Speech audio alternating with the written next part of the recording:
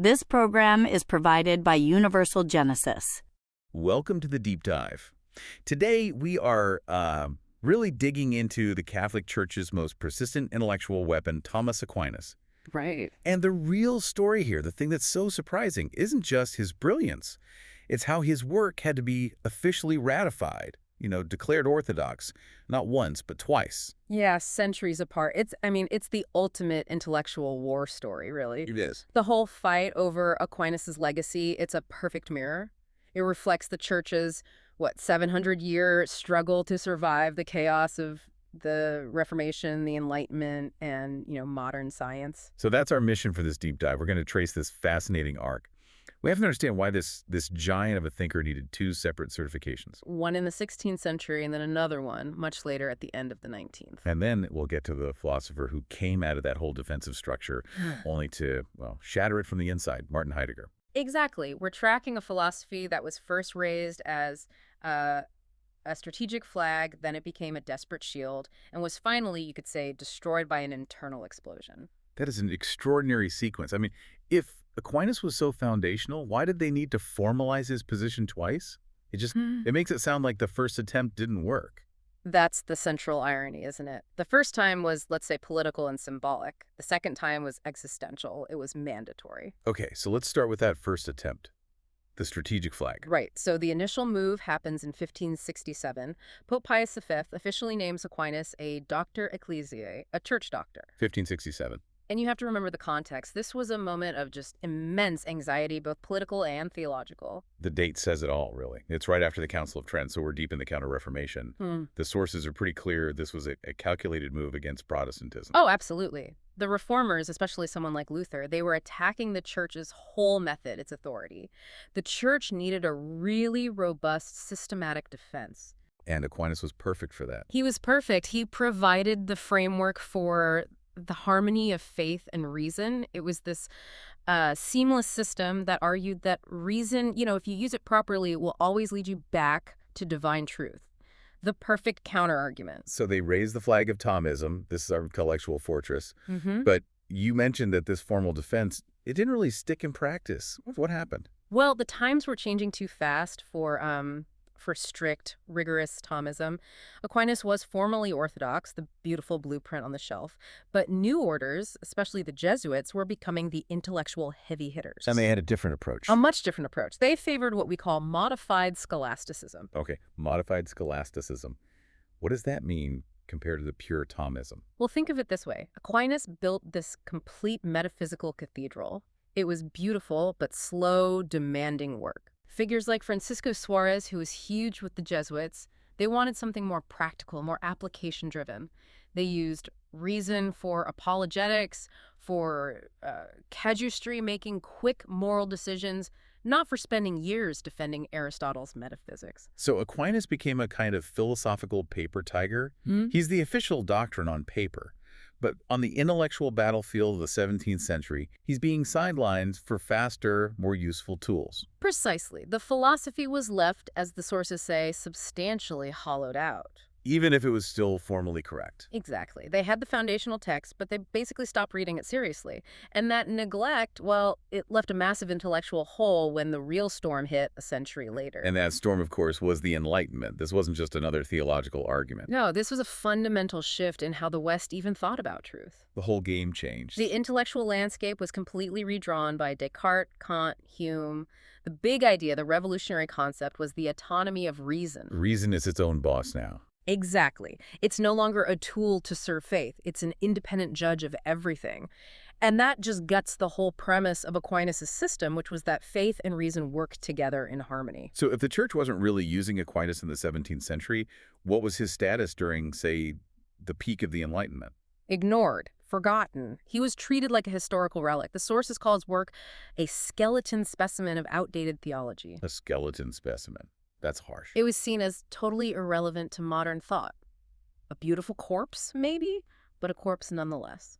What I find so striking is the church's official reaction to all this. Yeah. After the French Revolution, you've got liberalism, positivism, socialism, all these hostile forces. Yeah. Did they try to bring Aquinas back then to fight? You'd think so, but no. Quite the opposite. Under Pope Pius IX, the Church went into this comprehensive defensive crouch. Instead of dialogue, the response was just outright rejection. Which led to the Syllabus Aurorum in 1864. The infamous Syllabus Aurorum, yeah. Can you just unpack that for us? What exactly was being rejected? It was a list of 80 propositions that Catholics were forbidden to believe. And this wasn't just about theology. It was a total rejection of modernity itself. He condemned separation of church and state, liberalism, democracy, freedom of speech. Wow. Yeah, and even the idea that the Pope should, reconcile himself with modern civilization. It was an extreme retreat into a fortress of denial. So for almost 300 years, they had this official defense system, Aquinas, but they let it rust. And then, when attacked, instead of using it, they just slammed the door shut. They completely lost the philosophical high ground. They traded argument for condemnation. And by the late 1800s, they realized they were left, philosophically naked. Which brings us to the second act. This intellectual stagnation just couldn't hold. 1879, Pope Leo III issues the encyclical Aeterni Patris.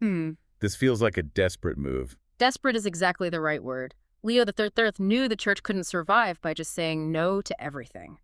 So this encyclical, it commanded that Aquinas' philosophy be put back at the absolute center of all Catholic education. And this is the birth of Neo-Thomism. New scholasticism, yeah. That single act created it. So why Aquinas? And why then? He'd been ignored for centuries. Was it a sudden rediscovery of his genius? Yeah. Or just pure strategy? The sources point very strongly to strategy. This wasn't a spontaneous revival. It was, and this is a quote, the church's last shield. The last shield. By 1879, think about it. Darwin had challenged creation. The scientific revolution was a done deal. And Kant had, for many, permanently severed God from empirical knowledge. Aquinas was the only complete systematic philosophy left from the old world that even tried to unite everything, physics, metaphysics, ethics, theology, under one rational roof. So if they wanted to have any kind of organized intellectual voice at all, Aquinas was the only game in town.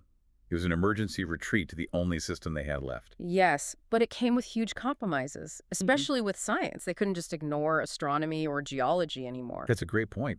How did Neo-Thomism handle that? I mean, how do you reconcile a medieval worldview with modern science, especially with the whole Galileo affair hanging over them? They adopted a very pragmatic strategy. They accepted the factual corrections from science. They dropped geocentrism. They dropped Aquinas' literal physics. Okay. But they repositioned his philosophy. They basically said, okay, we're not defending the physics anymore.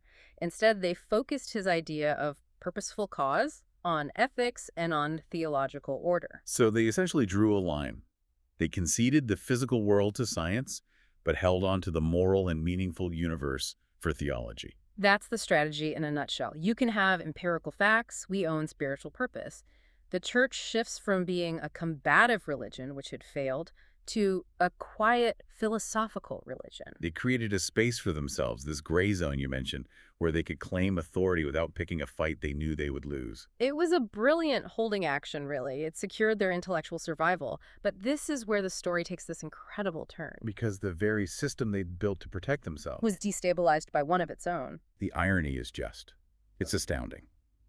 Martin Heidegger, who becomes one of the 20th century's most important philosophers, was a young theology student trained specifically in the neo-Thomist philosophy that Leo III had mandated. He was educated inside the shield. Right. He was a product of the very system he would dismantle. So what was his critique? What was the fundamental flaw he saw in this system that had groomed him? For Heidegger, the Thomist system was just.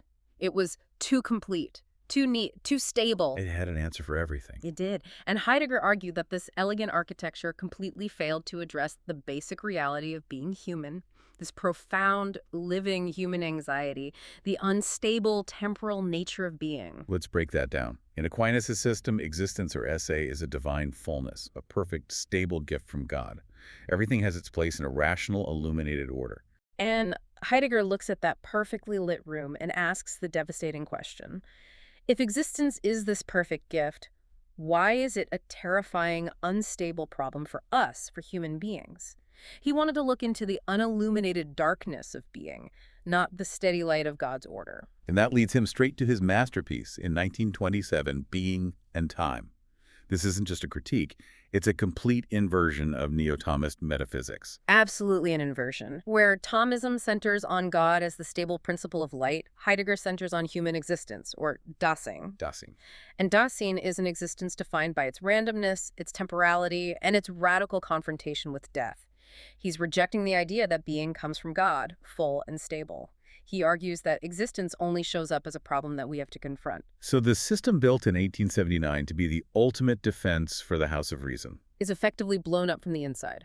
by a man who had mastered its own tools, the ultimate protection against the modern world was undone by an internal reckoning with what it means to be human. Yeah. The philosophical stability the church had been chasing for centuries was finally and irrevocably denied by philosophy itself. And that forced a final major shift in strategy. Okay, so the neo-Thomist structure is breached, but the church obviously survived. It's still here today.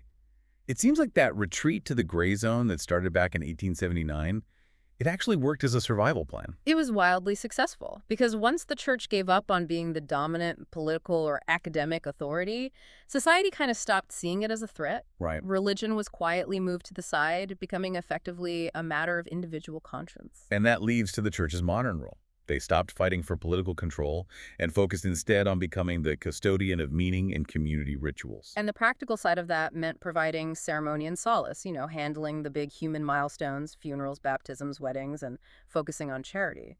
They positioned themselves as this stabilizing force in a secular society that was often pretty anxious. It's fascinating to think of the church, with all its history, transitioning into what the sources call a psychological counseling prototype. It's the ultimate pragmatic evolution, isn't it? Yeah. Confession, pastoral care, community building. These things that address individual anxiety become the core religious experience. The church survived not by winning the philosophical war against Kant or the scientific war against Darwin, but by wisely retreating to a territory that is always relevant, our human need for meaning, for comfort, for compassion. So let's just sum this all up. We've traced this incredible survival arc. It starts with a strategic flag in 1567, becomes a desperate shield in 1879, and then suffers this internal collapse with Heidegger, which ultimately pushes the church into its modern role as a guardian of ethics and meaning. The whole Thomistic project was meant to defend faith with reason. But if that neo-Thomist revival was really just, intellectual delay tactics, then the church survived only by fleeing to a place, that gray zone of human emotion, that its own rational system couldn't really explain anymore. Which leaves you with a final thought to mull over. Does the survival of faith, in a world dominated by secular science, actually depend on retreating from the domain of empirical truth? On focusing exclusively on the subjective world inside our own heads? Is that the only intellectual ground left to claim? A very difficult question. We will continue the deep dive next time. This program is provided by Universal Genesis.